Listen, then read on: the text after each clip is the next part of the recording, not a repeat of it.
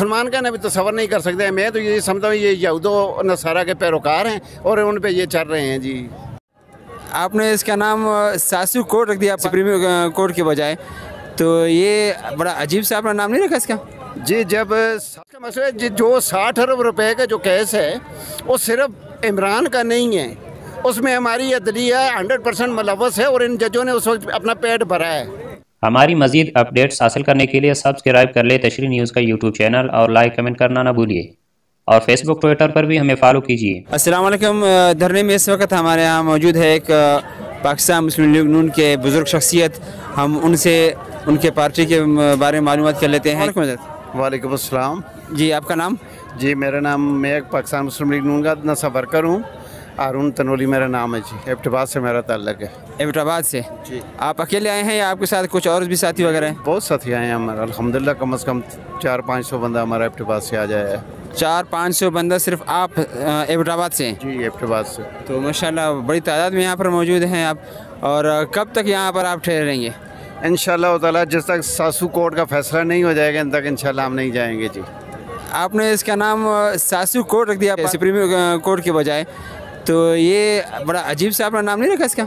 जी, जब सासों की video audio मंजर आम पे आएंगी, वो कहेंगी कि मैंने बंदयाल साहब को कहा है कि ये करना है, तो इसका मकसद है कि सासें फैसला कर रही हैं, कानून फैसले नहीं कर रहा है, चीफ जस्टिस फैसले नहीं। यानी चीफ जस्टिस के अपने ये फैसले नहीं है, बल्कि उसके फैमिली के, उसके सास और उसके घर वालों की तरफ से ये फैसले हो रहे हैं? जी हाँ, बिल्कुल।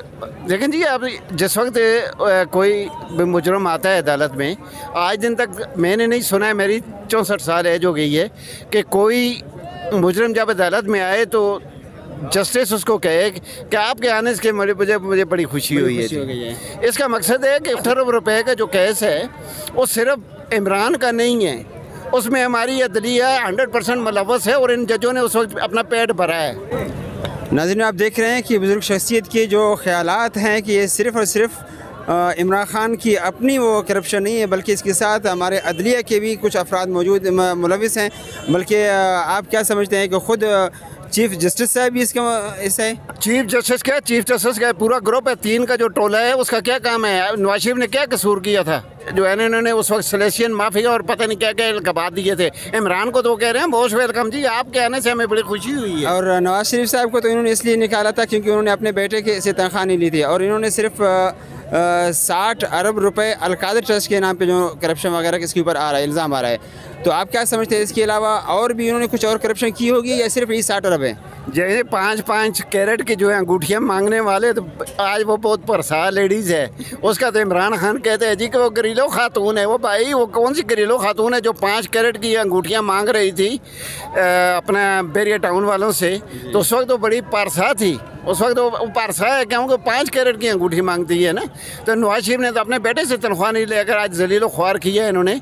तो आज मैं ये पूछना चाहता हूँ चीफ जस्टिस साहब से कि आप एक जज हैं, आप में क्या क्वालिटी है कि आप 16 लाख रुपया तनख्वाह लेते हैं?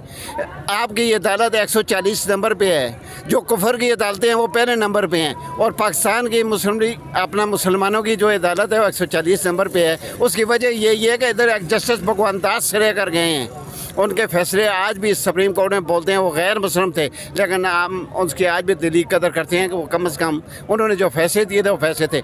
इनको तो हम मुसलमान का ना भी तसव्वुर नहीं कर सकते। मैं तो ये समझता हूँ ये यहूदो नसारा के पैरोकार हैं और उन पे ये चल रहे हैं जी।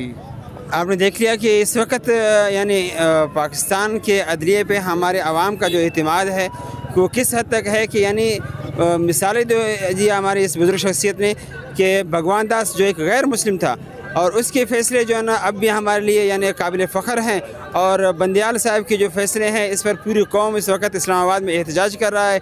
यहाँ पर आप देख रहे हैं कि इस रोड पर कोई अभी तक सहूलत मौजूद नहीं है, लेकिन इसके बावजूद सुबह आज धूप पे खड़े थे ये कारकुनान और इस अदलिया के ख़िलाफ़ एहतजाज कर रहे थे। और इन हजरात का कहना है कि जब तक हमारे कायदीन हमें हुक्म न दें तब तक हम यहाँ पर इंशाअल्लाह ताला खड़े रहेंगे। बहुत शुक्रिया।